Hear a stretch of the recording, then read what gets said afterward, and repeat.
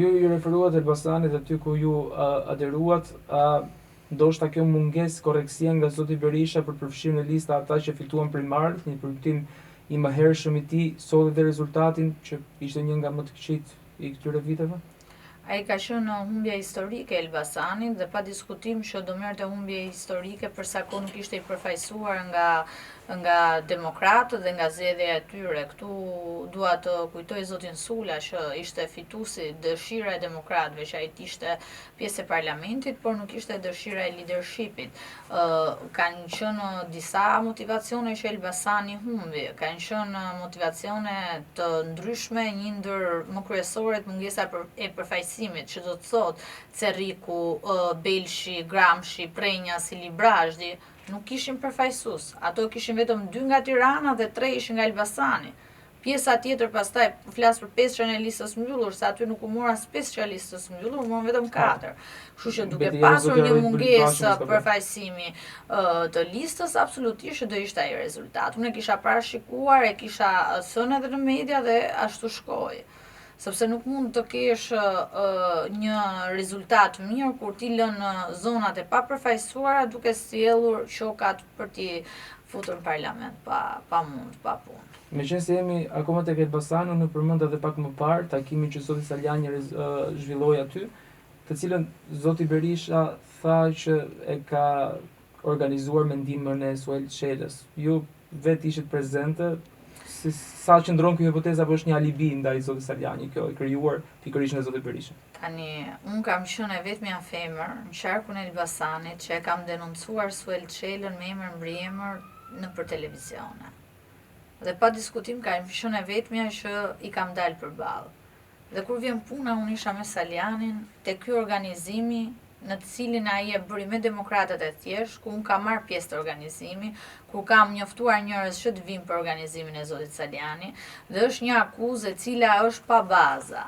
Qofse Sali Berisha ka një provë vetme që ky takim është filluar nga Suel Çela, pa diskutim do jem unë e para që do ta sulmoja zotin Saljani. Po kjo është një akuzë pa baza. Kjo është një akuzë imagjinare. Kjo është një akuzë vetëm për të mos folur më persona si zoti Saljani që marrin iniciativa dhe që janë një zë ndryshëm në Partinë Demokratike.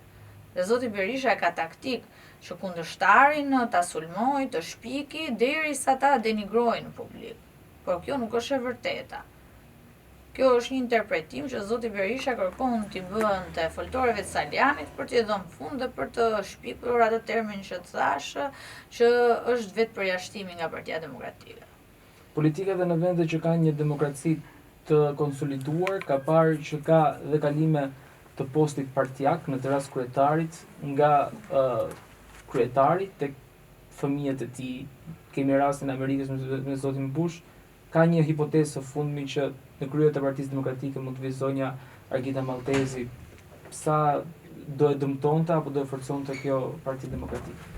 Që do ta forconte, unë nuk e shoh fare si forcë, e shoh si një denigrim pastaj të Partisë Demokratike. Jo për shkak të figurës zonjës Maltezi, sa mund të jetë një profesioniste dhe një zonjë e nderuar në profesionin që bën, po për shkak që kjo parti gjatë gjithë kohës flet për garën, flet për demokracinë, flet për punën dhe pa diskutim që kjo parti të jetë më e madhe dhe kjo parti të hapet pa diskutim që duhet gara, nuk duhet ta trashëgosh. Pasi ka individ të tjerë që kanë mund, kanë vite në atë parti dhe mund ta bënin atë një parti fituese. Zonja Maltezi mund të ketë kontributet e saj në fushën e jurisprudencës, por jo brenda Partisë Demokratike. Ta ndajmë pak profesionalen e zonjës Maltezi nga politika brenda Partisë Demokratike. Fakti që është vajza e Sali Berishës nuk do të thotë që duhet jetë pasuesja e tij politike.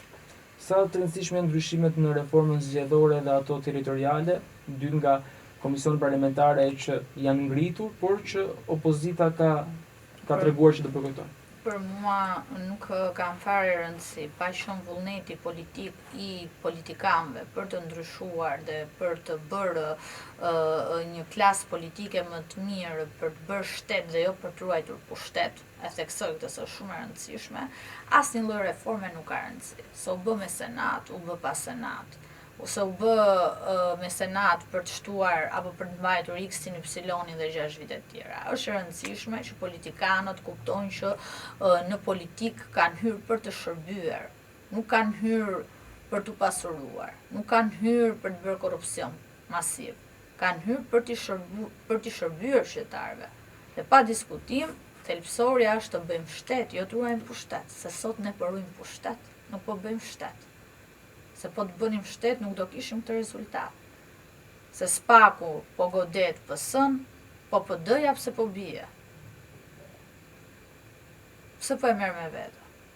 Dhe Partinë Demokratike. Kjo është pyetja. Pse nuk frymëzon Partia Demokratike?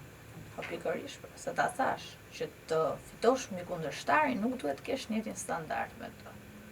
2 akuza Belinda në SPAK, 3 Berisha. Dhe pa diskutim, votuesi shqiptar thotë që do votoj unë, do heq një të pandehur për të sjellë pushtet një të pandehur tjetër. Politika për mua është moral. Prandaj ta thash edhe një herë, vullneti i politikanëve për të ndryshuar dhe për të bërë shtet është më i rëndësishëm se të ruaj pushtet. Statuti i Partisë Demokratike tregon që do të ketë zgjedhje së shpejti, më së largu në pranverën që pritet të vijë. Statuti thotë zotëri që kryetari që humbet zgjedhjet nuk duhet rigarojë. Statuti nuk e ka termin vetë përjashtim, zotëri. Për kë statut po më flet? Se nëse po më flet për statutin e PD-s, flasim. Nëse po më flet për statutin në mendjen e doktorit, nuk di çfarë të them, sepse ai është një statut që ai ka ekskluzivitetin t'i heqë termat, t'i shpiki termat dhe të bëjë sipas dëshirës personale dhe private. Dhe për atë lloj statuti nuk kam çfarë përgjigje të t'jap. Partia Demokratike thotë që gara e brendshme është e shëndetshme brenda një partie dhe ajo e elaboron këtë gjë. Por nga ana tjetër ka dhe garë. Këtej më flet për garë të brendshme, këtej më thua në një pyetje tjetër që mund ta marrë zonja Maltezi PD-n. Është pak kontradiktore. Këto janë zëra. Po pikërisht pra, këto zëra, nëse kjo është Partia Demokratike, duhet të jetë kjo gara. Apo jo, duhet të ketë zgjedhje të lira, se këto po kërkojnë qeveri teknike për zgjedhje të lira, të ndershme. Si do ta trashëgojnë postin këto? Por zgjedhjet e lira dhe të ndershme i kërkojnë te kundërshtari, por nuk i aplikojnë brenda vetes. Si do ta jap për shembullin ti? Kur shembulli fillon nga vetja, pastaj shkojmë te tjetri. Apo jo? Vërtet. Por pikërisht për të qëndruar te kjo gara, presupozojmë që zoti Berisha e ka deklaruar që do të jetë një nga kandidatët për të qenë përsëri në krye të Partisë Demokratike, do të ketë kandidat tjerë të përfshirë, sa do i njohej rezultatin, duke qenë se edhe zgjedhjet nuk është se i njeh. Po nëse ai garon, nuk ka nevojë për ta njohur rezultatin, se rezultati është i ditur, që do jetë po ai. Kështu që nuk është se do kesh një surprizë. Unë po flas nëse do ketë realisht demokraci dhe zgjedhje të lira dhe të ndershme.